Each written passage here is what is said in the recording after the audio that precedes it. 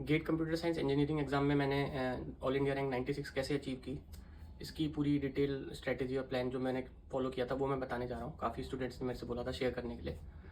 तो इसमें मैं सारी चीज़ें बताऊँगा कि मैंने क्या प्लान फॉलो किया, कौन कौन से रिसोर्सेज फॉलो किए और रिवीजन स्ट्रैटेजी क्या थी, टेस्ट सीरीज़ कहाँ से ली, कौन सी ली और रिवीजन लास्ट के 2 मंथ्स में क्या किया, PYQs कब लगाए और स्पेशली लास्ट के 2 मंथ्स जो गेम चेंजर थे मेरे प्रिपरेशन में, वो उसके बारे में भी बताऊंगा एंड में। तो पूरा वीडियो देखिएगा और जो भी नए स्टूडेंट्स 2027 गेट कंप्यूटर साइंस को टारगेट कर रहे हैं तो उनके लिए यूज़फुल हो सकता है, क्योंकि वो भी कुछ यहाँ से कुछ लर्निंग्स ले सकते हैं। तो आइए स्टार्ट करते हैं वीडियो को।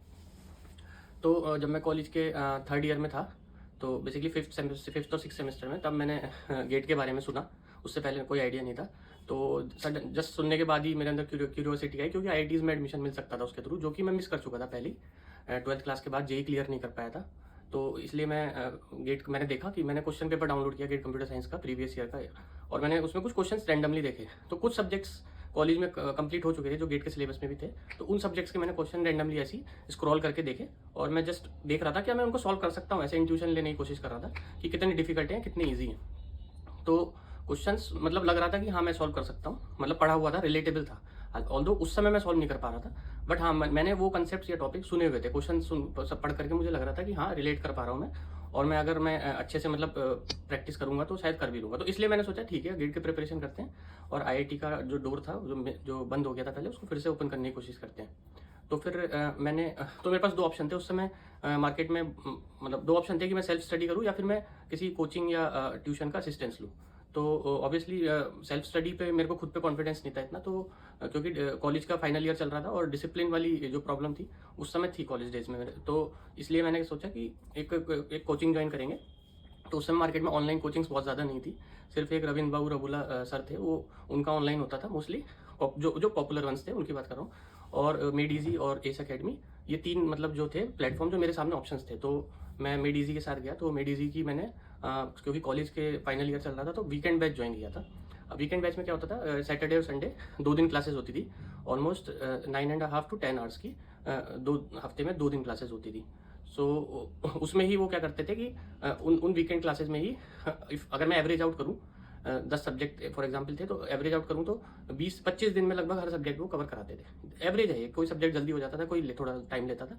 तो 4 बेसिकली आप कह सकते हो 3 से 4 वीकेंड्स में कंप्लीट कराते थे। तो क्लासेस अटेंड करने जाता था मैं अपने कॉलेज से उनके सेंटर पे। तो कैसे किया कि मैंने स्टार्ट किया 16 फेब को, मैंने स्टार्ट किया एल्गोरिदम से स्टार्ट किया था। उन्होंने जो भी उन्होंने कराया उसी को मैंने फॉलो किया। और जो बुक्स वगैरह थी, मतलब बुक्स वगैरह जैसे कॉर्मेन हो गया एल्गोरिदम के लिए, और वो सब हमने कॉलेज में पढ़ी हुई थी ऑलरेडी, एक बार पढ़ी हुई थी। तो उसको मैंने बुक्स को फिर से नहीं खोला, क्योंकि कोचिंग में इतना इनफ बता देते हैं कि मतलब वो आपको गाइड कर देते हैं कि क्या पढ़ना है, क्या नहीं पढ़ना है, स्किप क्या करना है और क्या एग्जैक्टली गेट के सिलेबस के अकॉर्डिंग अलाइन करता है। वो सारी चीज़ें कोचिंग बहुत सालों से रिसर्च करके रखते हैं ये लोग कि क्या आ रहा है क्या नहीं आ रहा है। तो वो एक इन्फॉर्मेशन यूजफुल होती है जो आप कोचिंग से ले सकते हो। मोस्टली वो वही उसी के लिए वो, मतलब मैं ये कह सकता हूँ कि 60% जो काम है कोचिंग का वो यही बताना है कि किस डायरेक्शन में जाना है, क्या पढ़ना है, राइट। तो मैंने सिर्फ कोचिंग के नोट्स वगैरह जो पढ़ाते थे, वो नोट्स बनवाते थे, उनको मैं बनाता था, वीकेंड पे जाता था। और 16 फेब को मैंने स्टार्ट किया था और नवंबर एंड में उन्होंने ख़त्म कर दिया था सिलेबस। तो अब इसमें बेसिकली मैं क्या करता था, मेरा शेड्यूल क्या रहता था कॉलेज का, 6th और 7th और 8th सेमेस्टर भी चल रहा था साथ में। तो 7th सेमेस्टर में क्लासेस वीकेंड पे अटेंड करता था, वीकडेज में अपने कॉलेज अटेंड करता था। तो अब पूछोगे कि 2 दिन क्लासेस अटेंड करने के बाद मंडे से लेकर फ्राइडे के बीच में मैं कुछ नहीं रिवाइज कर पाता था उसका, कोचिंग का जो भी मैंने गेट का पढ़ा है उसका मैं कुछ रिवीजन नहीं कर पाता था।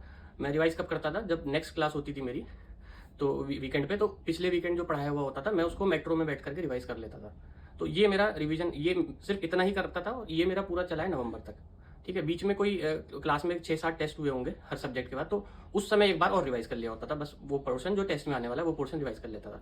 इसके अलावा और कोई कॉलेज और बाकी कॉलेज चल रहा था साथ में, वो भी उसकी भी एग्जाम्स वगैरह आ रहे थे, वो सारी चीज़ें साथ में लेके चल रहा था। तो ऐसा कोई मतलब उस समय तो सीरियस नहीं था, कोई फिक्स प्लान भी नहीं था नवंबर तक कि हाँ मैं इतने घंटे 2 घंटे इसके लिए निकालूँ गेट के लिए, बाकी कॉलेज के टाइम के लिए, इतना कोई प्लान नहीं बना रखा था मैंने। मैं सिर्फ जो भी पढ़ाया जा रहा था उसको फॉलो करता जा रहा था। अब नवंबर एंड हो गया तो एंग्जाइटी बढ़ती थी ऑब्वियसली, क्योंकि मेरे को लग रहा था रिवीजन नहीं कर रहा हूँ, पुरानी चीज़ें भूलते जा रहे थे।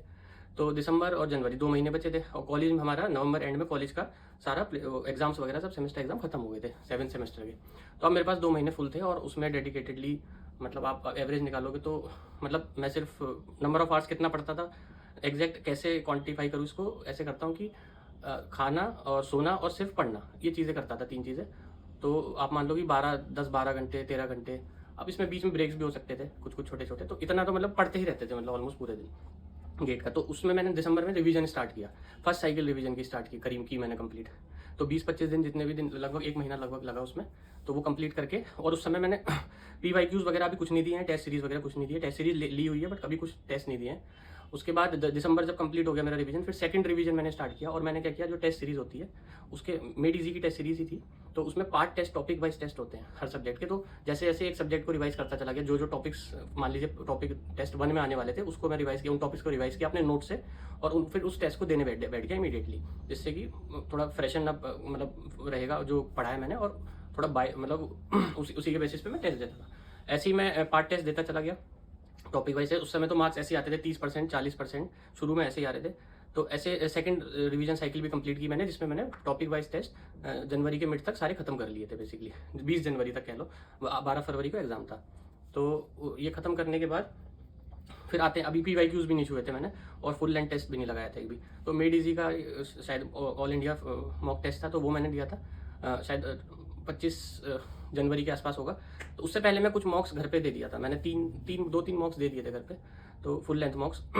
और थर्ड रिवीजन साइकिल बेसिकली 15 जनवरी के बाद से स्टार्ट भी कर दी थी। तो 18 मतलब 15 फरवरी से 30 फरवरी के बीच में मैंने 4 से 5 फुल लेंथ मॉक दिए थे। तो उसमें बेसिकली और पहले मतलब 55-60s में आ रहे थे मेरे उन 5 मॉक्स में। मतलब 1-2 मॉक्स में, जैसे ऑल इंडिया मॉक में 60 के आस 62, 63 ऐसा कुछ गया था, और एक फाइनल 2 मॉक्स में शायद 65 या 70 के क्लोज भी गया था स्कोर। बस 5 मॉक दिए थे फरवरी एंड तक, और उसके बाद कुछ भी मतलब और कोई मॉक नहीं दिया था, क्योंकि अभी मेरी कंसिस्टेंसी मतलब कॉन्फिडेंस आ गया था मुझे कि हाँ इतने सही मार्क्स आ रहे हैं मॉक्स में। और कम ही मॉक्स दिए थे वो, तो थोड़ा सा डाउट हो रहा था मेरे को कि और देने चाहिए, बट मार्क्स सही आ रहे थे, तो फिर मैंने और ज़्यादा मॉक्स के पीछे पुश नहीं किया बहुत ज़्यादा, क्योंकि फाइनल मान लीजिए ऐसा वो 2 दिन पहले मॉक दे रहा हूँ और उसमें 40 आ जाए तो कॉन्फिडेंस एकदम डाउन हो जाएगा। तो मुझे लग रहा था ठीक ठाक है प्रिपरेशन, अभी आगे बढ़ सकते हैं। तो लास्ट के जो 10 दिन बचे हुए थे फरवरी के, उन 10 दिन में मैंने फिर सिर्फ रिवीजन किया, और शायद एक मॉक और दे दिया था उसके बाद। तो ओवरऑल मतलब इस तरीके से पूरा प्रिपरेशन का प्लान रहा था। ठीक है, तो कॉलेज और उसको कैसे मैनेज करोगे, तो मतलब ये तो मैंने किया कि कॉलेज के टाइम पे मैंने गेट की प्रिपरेशन को बहुत ज़्यादा मतलब टाइम नहीं दिया। तो अब वो चीज़ गलत है, मतलब क्योंकि लास्ट के 2 मंथ्स में कवर कर पाया मैं, बट ऐसा ज़रूरी नहीं कि हर कोई करे वो चीज़ की हर 2 महीने में लास्ट में कवर हो पाए।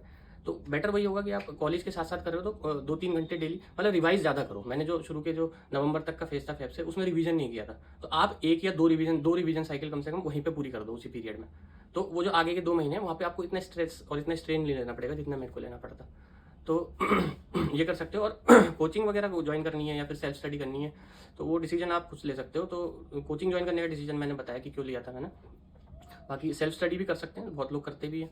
तो ये मेरी जर्नी थी। और उसके बाद फिर मैंने कुछ PSUs में अप्लाई किया हुआ था, 3 से 4 PSUs, बहुत ज़्यादा PSUs ने निकाले नहीं थे रिक्रूटमेंट। और कुछ IITs में भी IITs में अप्लाई किया ही हुआ था, मतलब वेट कर रहा था कि टॉप के IITs मिल जाए। तो IIT-B, IIT Delhi, IIT Madras, ये तीनों मिल गए थे मुझे। IIT दिल्ली में इंटरव्यू हुआ था, तो इंटरव्यू के थ्रू हो गया था उसमें भी। और मद्रास और बॉम्बे में बिना इंटरव्यू के होता था उस टाइम पे, तो डायरेक्ट TA में हो गया था। तो मैंने IIT बॉम्बे ज्वाइन किया था। तो ये मेरी पूरी जर्नी थी। सो फाइनल ईयर में क्रैक किया, और उसके बाद IITs में एंट्री। तो इस तरीके से आप लोग भी 2027 में स्टार्ट कर रहे हो, तो कुछ गाइडेंस चाहिए तो बताइए मेरे को कमेंट्स में, मैं वीडियो बनाता हूँ उसके ऊपर। आपके किसी पर्टिकुलर PYQs रह गए, PYQs कब लगाए? PYQs मैंने लास्ट में ही लगाए, फरवरी, जो जनवरी 15 से 30 जनवरी के बीच का पीरियड था, उसी में मैंने पिछले 3-4 साल या 5 साल के मॉक लगाए थे, उससे ज़्यादा नहीं लगाए थे, क्योंकि इतना टाइम भी नहीं था। और रिवीजन ज़्यादा करना था बेसिकली, क्योंकि टाइम मैंने पहले नहीं किया हुआ था रिवाइज। सो ये भी कर सकती है। ये सबसे की टेक अवे ये है कि नेक्स्ट क्लास जब भी आप करते हो, तो पुरानी क्लास का जो भी आपने पढ़ा है उसको रिवाइज कर लो, क्योंकि कंटिन्यूटी बनी रहती है, तो आपको कॉन्फिडेंस आता है पढ़ने में। फिर अदरवाइज क्या होता है, मैं आज क्लास स्टार्ट कर रहा हूँ, तो जो लास्ट क्लास में पढ़ा था मैंने, वो अगर मान लीजिए थोड़ा टाइम हो गया उसको पढ़े हुए, तो वो थोड़ा ब्लर रहता है, लिंक नहीं कर पाता हूँ मैं, तुरंत पिकअप नहीं कर पाता हूँ नए टॉपिक को, पुराने वाले से रिलेट नहीं कर पाता हूँ। तो वो एक की टेक अवे है कि वो चीज़ ज़रूर कीजिए, वो बहुत इंपॉर्टेंट होती है, इंटरेस्ट और कंटिन्यूटी दोनों बना के रखने में। बाकी 2027 के एस्पायरेंट्स को ऑल द वेरी बेस्ट।